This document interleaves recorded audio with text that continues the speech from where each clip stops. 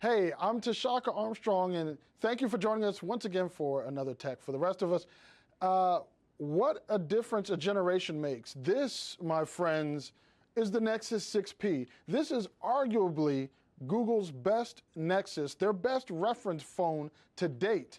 I kind of knew this was going to be amazing after demoing some of Huawei's product. They're the manufacturer that makes the 6P, but I didn't know how good it would be till I actually got my hands on it, regardless of reading other people's reviews, because everybody has their likes and dislikes.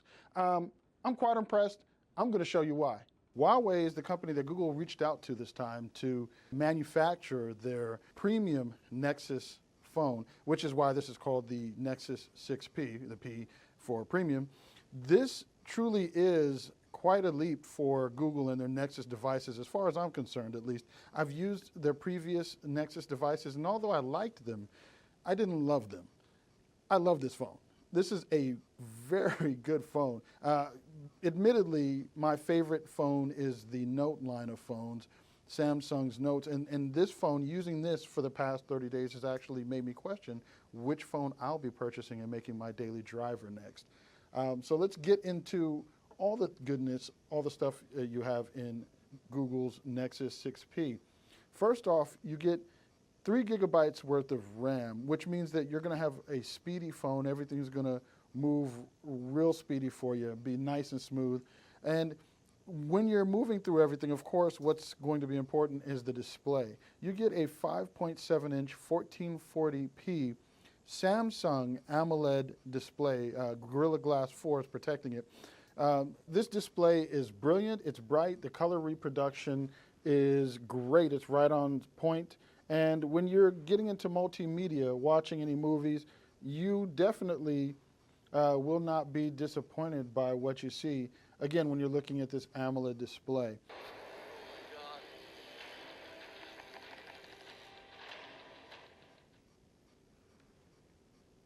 So that's Transformers Google Play. As you can see, looks really good, really clear, nice color reproduction. Now, when you're looking at the phone, in terms of the aesthetics, what you're going to notice on the body of the phone is you'll see you have the volume rocker and power button on the right-hand side of the phone. This is an aluminum unibody construction, so it is a very sleek, very nice, well put together device. You have front-facing speakers, stereo speakers on the front of the phone, which that's one of my pet peeves with flagship, with modern devices. I think pretty much they all should have the speakers on the front of the phone. We also have a front-facing camera that is an 8-megapixel camera producing max res images at 3264 by 2448. It should be noted that the cameras, both of them, both the front and the rear camera, are both Sony sensors. So you're going to get quality photos out of those cameras because Sony, quite frankly, puts out some quality camera sensors. The battery is a 3450 milliamp hour battery. It is not removable. Again, this is an aluminum unibody design, so the battery is not removable and there's no expandable storage in this phone. But you can purchase the phone in 32 gigabyte, 64 gigabyte, and 128 gigabyte versions, starting at $499. Also, looking at the outside of the phone, you'll see that it comes with USB-C. So that's the new USB ports, which allow for you to put the USB in any direction. So that's bidirectional, kind of like the Lightning ports on iOS devices, where you don't have to worry about which direction you're actually plugging it in. The device only supports speeds of up to USB 2.0 speeds. The phone comes with, because it is a Nexus device, it comes with Android 6.0 right out the box. That's marshmallow goodness for all of you who are keeping up with the naming conventions. And as you can see there's your Android 6.0 marshmallow. Now, being a Nexus device, of course, that means that you're going to get all the updates for the device very fast. These will be the first devices to get updates from Google, direct from Google. So what other things are there to look for on the Nexus 6P? Well, the front of the device is fairly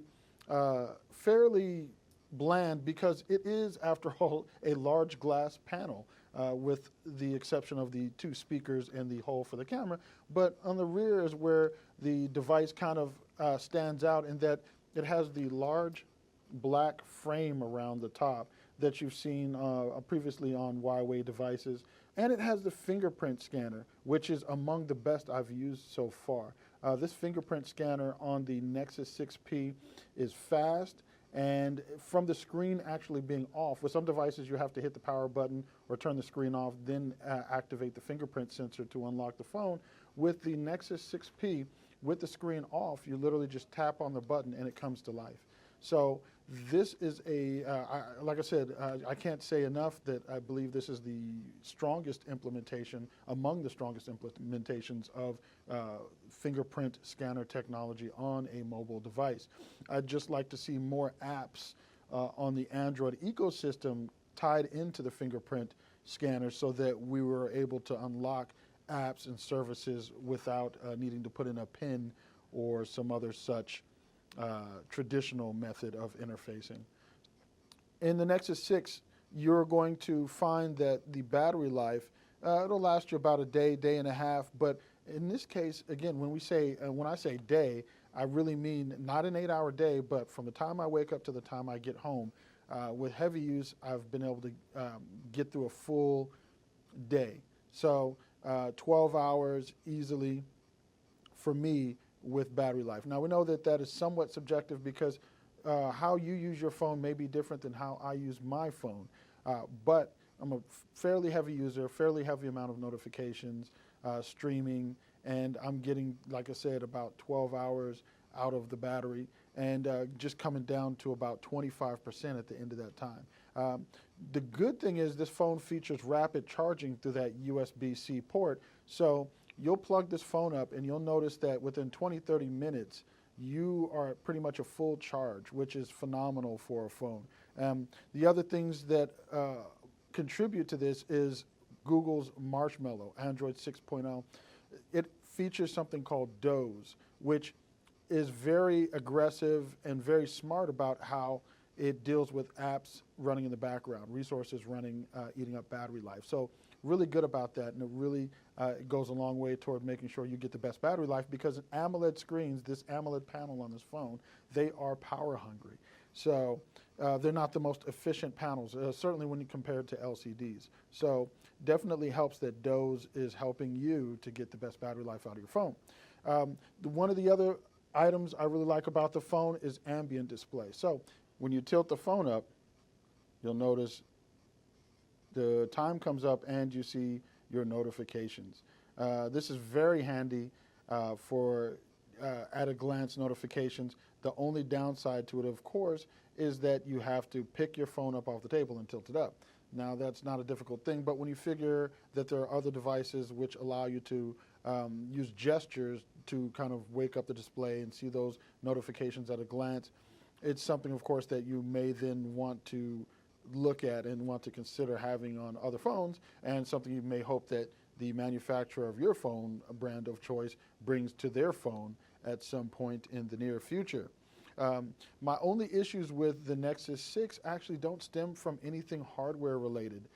It is stock Android. As awesome as stock Android is, there are just some things that I would like to see.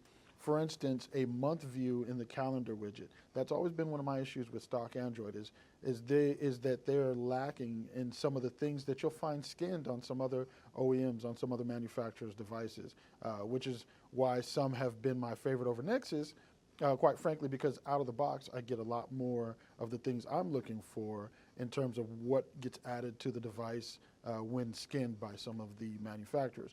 But in this case, that is something I'm willing to work with because this phone is such an impressive device.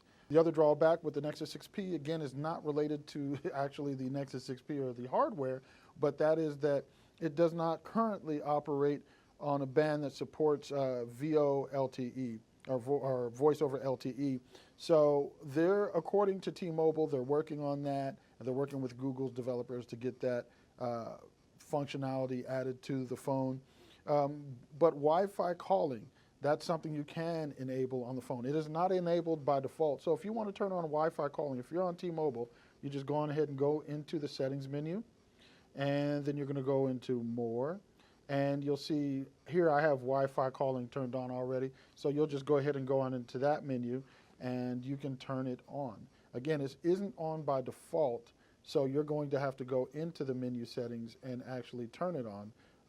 But once you do, you'll have your Wi-Fi calling enabled, and you'll be able to utilize T-Mobile's router if they've given you one, or if you have your own that you connect to for your Wi-Fi calling, you'll be able to utilize that.